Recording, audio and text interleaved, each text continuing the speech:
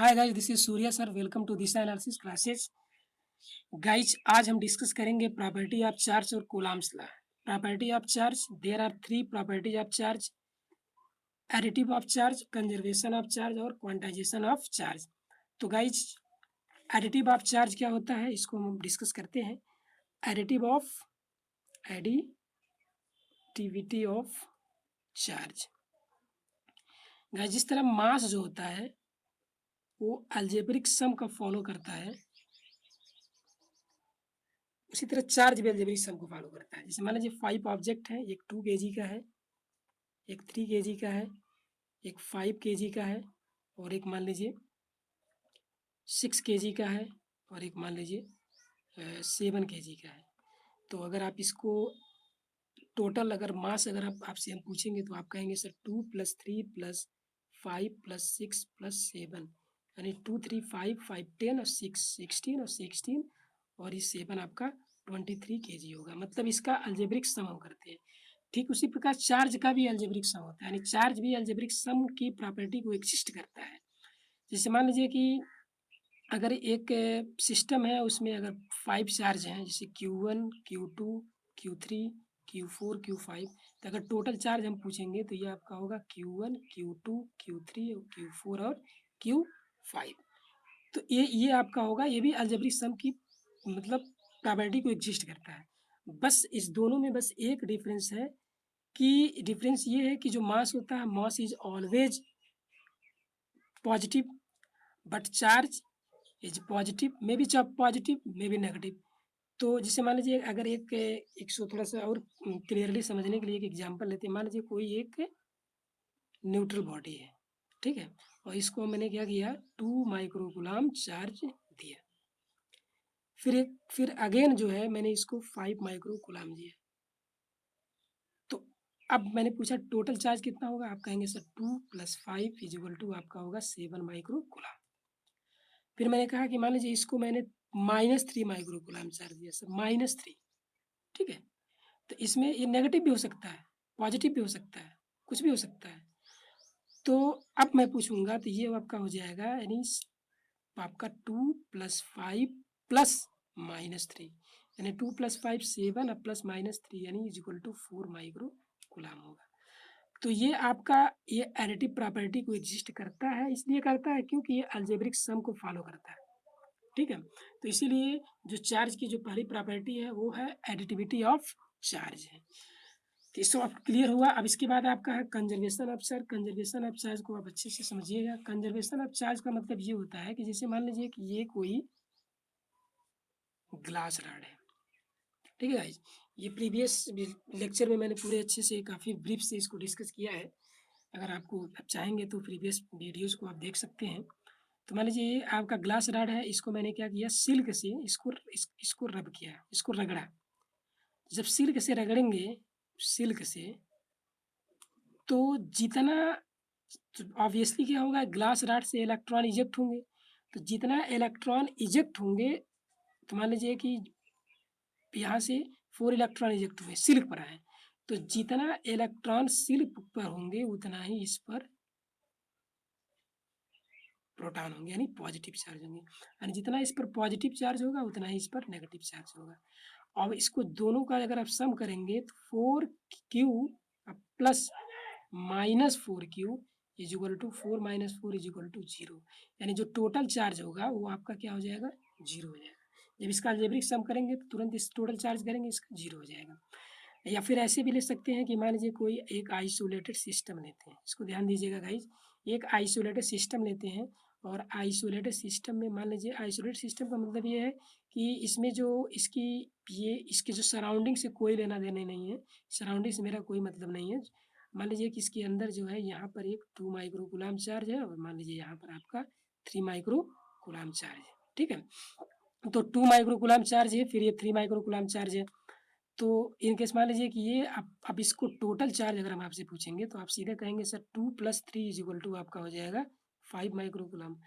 और in case मान लीजिए कि अगर ये 1 माइक्रोकूलम इसको देता है, इसको दे सकता है। अब ये हम अपना जो माइक्रोकूलम है चार्ज जो है, ये सराउंडिंग को नहीं देगा, इसलिए नहीं देगा क्योंकि ये आइसोलेटेड सिस्टम है, एक आइसोलेटेड सिस्टम है।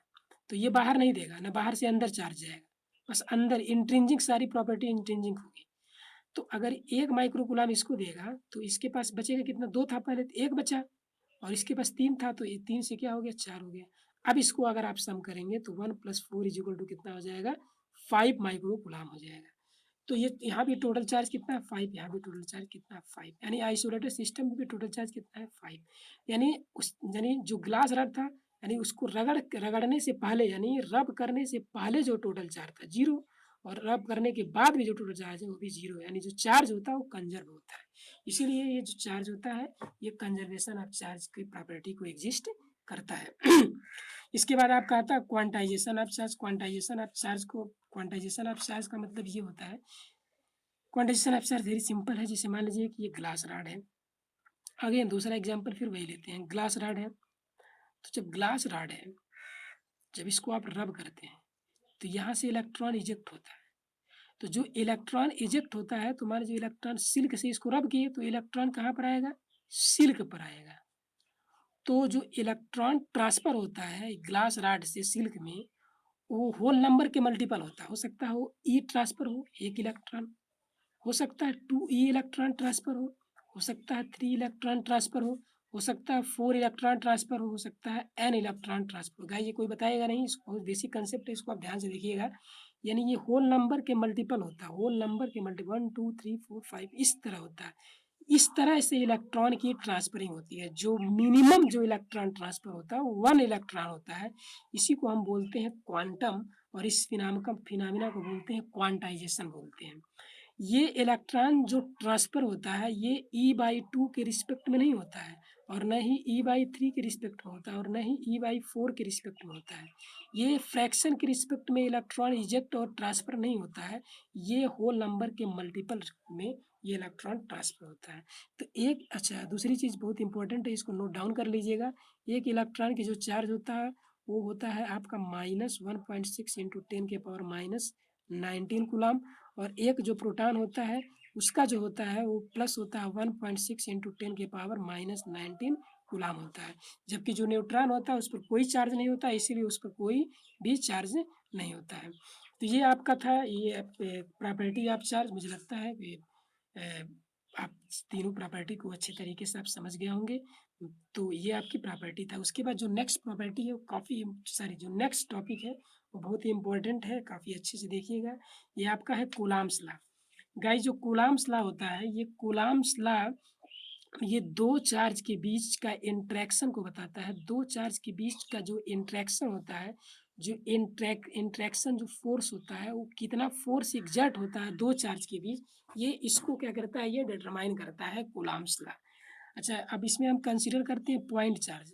चार्ज और पॉइंट चार्ज में डिफरेंस ये है कि जो चार्ज की साइज जो होती है वो दोनों चार्ज के बीच के डिस्टेंस के रिस्पेक्ट में बहुत छोटी होती है, बहुत बहुत, यानी the size of charge is less than the distance between two charge, इसीलिए इसको हम पॉइंट चार्ज कंसीडर करते हैं।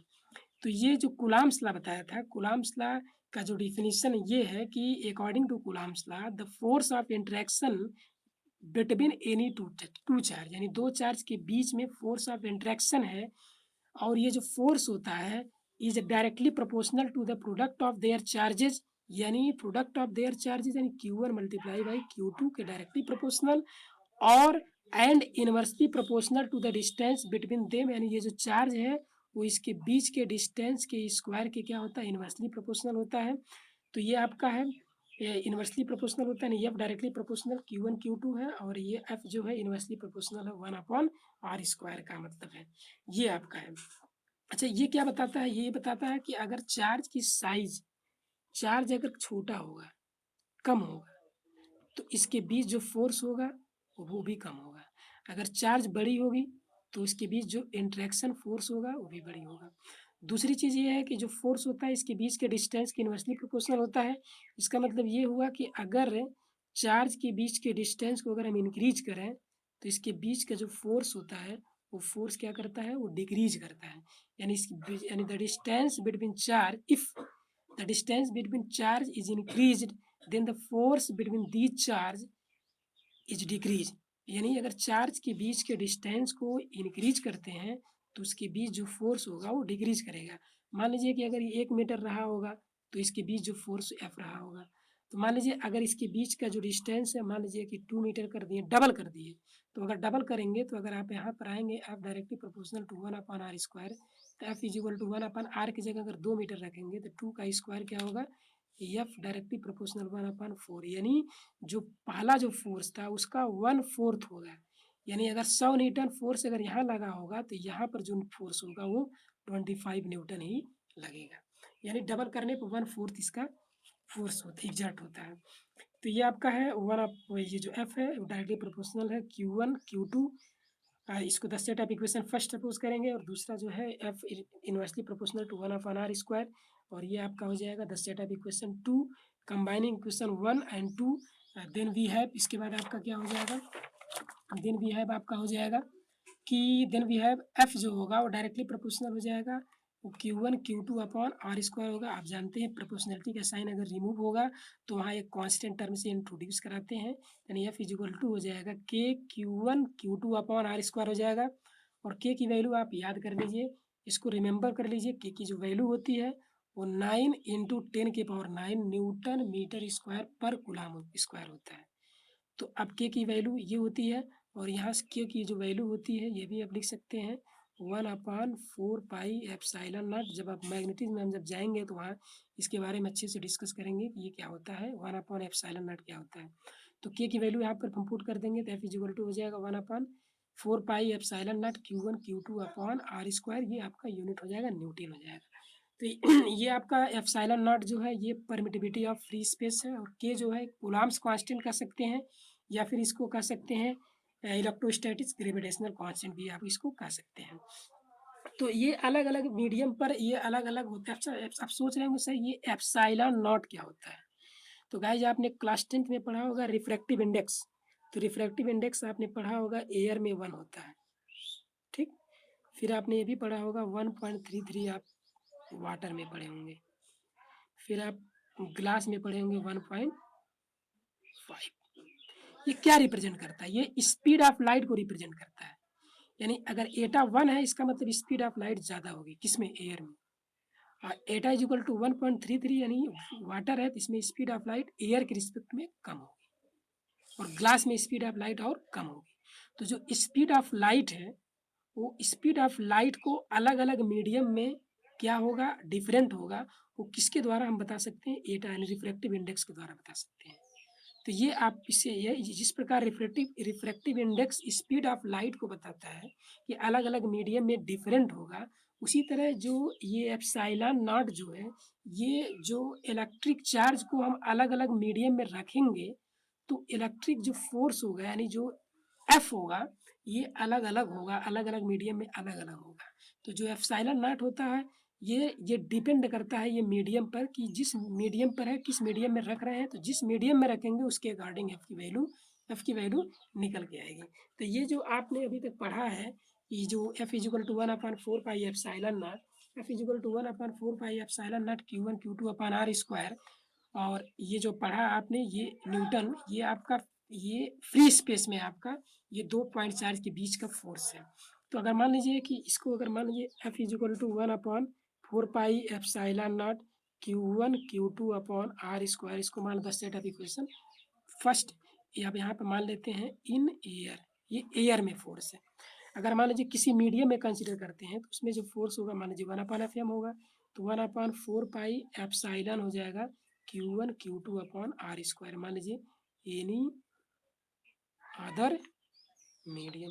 अब इसको आप इक्वेशन 2 मान लें, इसको डिवाइड कर दें तो ये F/Fm होगा, और ये 1/4π से कैंसिल आउट हो जाएगा, ये पूरी चीज़ें कैंसिल हो जाएगी, और ε0/ε होगा। इसको हम εr बोलते हैं या कैपिटल K बोलते हैं, और ये एक फार्मूला जनरेट हो जाएगा ε0 और सॉरी ये एप्सिलॉन है, epsilon is equal to K। ये जेईई मेंस में इससे इस पर बहुत एक न्यूमेरिकल पूछा था, आप देखिएगा बड़ा इंपॉर्टेंट है। तो जो ε0 है ये आपका परमिटिविटी ऑफ फ्री स्पेस है, ये permittivity of free space air में है, और ये जो एप्सिलॉन है ये परमिटिविटी है इन एनी मीडियम है, और ये जो कैपिटल K है ये आपका डाई इलेक्ट्रिक कांस्टेंट है, ठीक है, ये डाई इलेक्ट्रिक कॉन्स्टेंट है। और एप्सिलॉन नॉट की यानी जो स्पीड ऑफ लाइट की जो वैल्यू डिटरमाइन की गई है गाइज, वो इस फार्मूले से ही डिटरमाइन की गई है, 1/म्यू नॉट एप्सिलॉन नॉट। जो म्यू नॉट होता है, ये म्यू नॉट को हम बोलते हैं परमियाबिलिटी ऑफ फ्री स्पेस। और म्यू नॉट की जो वैल्यू होती है आप नोट कर सकते हैं 4π × 10⁻⁷ होता है। ठीक है, तो इसके बाद हम पढ़ेंगे आपका जो है unit dimension and value of epsilon naught. तो यूनिट क्या होगा, we know that F is equal to 1/4π Q1 Q2/r²। ये एप्सिलॉन नॉट को एफ के पास और एफ को एप्सिलॉन नॉट के पास, तो यहाँ आ जाएगा, तो एप्सिलॉन नॉट यहाँ आ जाएगा, 1/4π एफ होगा Q1 Q2/r²। तो आप जानते हैं कि ये कांस्टेंट वैल्यू का यूनिट नहीं होता है, तो 1/4π कोई यूनिट नहीं होगा। ये फोर्स है, तो ये फोर्स का न्यूटन होगा। और ये आपका चार्ज है, ये भी चार्ज है, चार्ज का कूलाम, ये भी कूलाम होगा, तो कूलाम इंटू कूलाम अपॉन ये आपका मीटर होगा, तो मीटर स्क्वायर हो जाएगा। तो कूलाम कूलाम मिल के कूलाम स्क्वायर अपॉन हो जाएगा न्यूटन मीटर स्क्वायर होगा। यानी परमिटिविटी ऑफ फ्री स्पेस की जो यूनिट होगी कूलाम्स स्क्वायर पर न्यूटन मीटर स्क्वायर होगा। ठीक है, ये आपके बहुत इंपॉर्टेंट टॉपिक है, और इसको आप नोट डाउन भी कर लीजिएगा, स्क्रीनशॉट ले लीजिएगा, इसको आप नोट्स बनाते जाइएगा, क्योंकि नोट्स हम पूरे एक एक टॉपिक का और काफ़ी ब्रीफ और अच्छे तरीके से नोट्स हम देंगे, और नोट्स को आप बनाते रहिएगा गाइस। इसके बाद डायमेंशन हम आपको बताते हैं, डायमेंशन क्या होता है। तो फिर again we know that F is equal to 1/4π epsilon naught Q1 Q2/r²। तो epsilon not is equal to 1/4π F Q1 Q2/r²। तो epsilon not is equal to, अच्छा बताइए क्यू क्या है, चार्ज है, चार्ज इज इक्वल टू आप जानते हैं IT यानी current into time. Charge current क्या होता है, इसका डायमेंशन A होता है, और टाइम का कैपिटल T होता है। तो ये चार्ज हो जाएगा 80, तो 80 मिलकर हो जाएगा 80 का होल स्क्वायर हो जाएगा। और ये फोर्स है, फोर्स का हो जाएगा ml/t/2। और ये मीटर है, तो ये हो जाएगा L स्क्वायर हो जाएगा। तो epsilon not is equal to हो जाएगा 80 का होल स्क्वायर हो जाएगा, तो 80 का स्क्वायर और T का स्क्वायर हो जाएगा। फिर आप इसको क्या करेंगे, M हो जाएगा, फिर ये L है, फिर L स्क्वायर मिलके L³ हो जाएगा, और T पर -2। तो T पर भैया -2 या नीचे है, जब ये ऊपर जाएगा तो ये आप T⁴ हो जाएगा, तो ये ऊपर जाएगा, तो M पर -1, L पर -3, T पर 4 और A पर 2 हो जाएगा। ये आपका डायमेंशन हो जाएगा, एप्सिलॉन नॉट की डायमेंशन हो जाएगा। उसके बाद मैं आपको बताऊंगा कि वैल्यू कैसे निकालते हैं एप्सिलॉन नॉट की। तो we know that K is equal to 1/4π epsilon naught. तो epsilon not is equal to 1/4π K। Epsilon not is equal to 4 into pi की वैल्यू क्या होगा 3.14 इंटू के की वैल्यू आप जानते हैं 9 × 10⁹ और फिर आप इसको सिंपली 1000 से नीचे ऊपर मल्टीप्लाई करेंगे कैलकुलेशन ईजी करने के लिए। तो epsilon not is equal to 1000 हो जाएगा, और फिर 4 में इसका इंटू करेंगे तो ये 36 हुआ ही है। फिर 36 में इसका इंटू करेंगे तो 113.04, और फिर 3 × 10⁹ ये है, फिर ये 1000 है, तो ये 10⁻12 हो जाएगा। फिर इसको आप जब सिंप्लीफाई करेंगे तो एप्सिलॉन नॉट की जो वैल्यू होती है 8.86 × 10⁻12 कूलाम स्क्वायर पर न्यूटन पर मीटर स्क्वायर होता है। ये न्यूमेरिकल में आप इसको हर इस जो कूलाम से रिलेटेड जितने भी न्यूमेरिकल होंगे उसमें इसकी वैल्यूज आपको डायरेक्ट लिखना पड़ता है, इसलिए आपको इसको याद कर लीजिए गाइस। ठीक, आज बस यहीं तक, ठीक है, और फिर आगे नेक्स्ट वीडियो में हम फिर मिलेंगे इसके नेक्स्ट टॉपिक के साथ गाइस। Thank you. अगर आपको अच्छा लगा हो तो चैनल को सब्सक्राइब कर दीजिए, बेल आइकन को प्रेस कर दीजिए ताकि लेटेस्ट नोटिफिकेशन आपको मिलता रहे गाइस। Thank you.